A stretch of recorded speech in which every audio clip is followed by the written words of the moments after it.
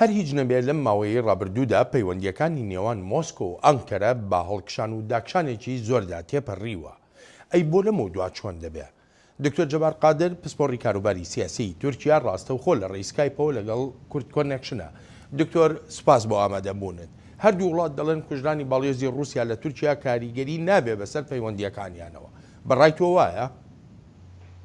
نەخێر پێم وانە کاریگەری نەبێ، کاریگەری دەبێت بۆ واتایی کە بەتایبەتی لە بواری ئابووری و لە بواری پەیوەندی گشتیدا کاریگەری دەبێت، بەڵام ڕەنگ بێ لە بواری دیپلۆماسی و سیاسی ڕاستەوخۆدا ئەو کاریگەری نەبێ. بە حکمی ئەوەی ئەم جاریان ئەردۆگان زۆر حوزری هێنایەوە و داخوازی لێبوردنی کرد لە پوتین و ئەمەش بە شێوەکان ئەو نەرجسیەتی لە پوتینە هەیە ئەوە تێر دەکا و ئەردۆگان دەرسێکی وەرگرتە بوو لە مەسەلەی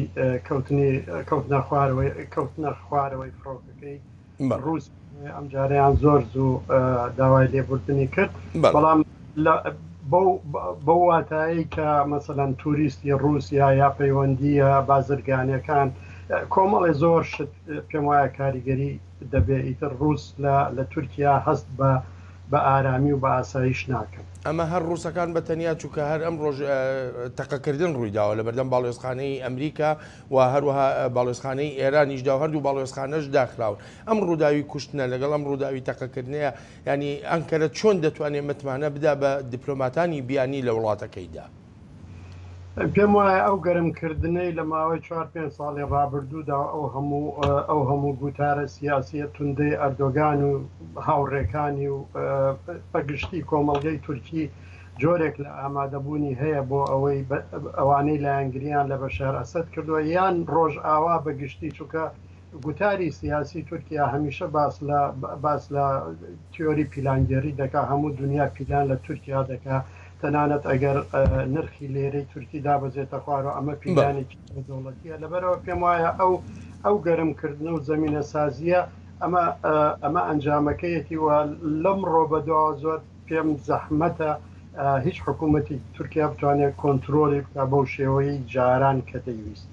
بەڕای جەنابە ڕەوشی ناوخۆ لە تورکیادا چەندێک کاریگەری هەیە بەسەر ئەم بارە ئاسایشیەوە کە نوێنەرانی وڵاتان دەگرێتەوە لە تورکیادا زۆر بە کورتی تکایە. دکتۆر فەرموو.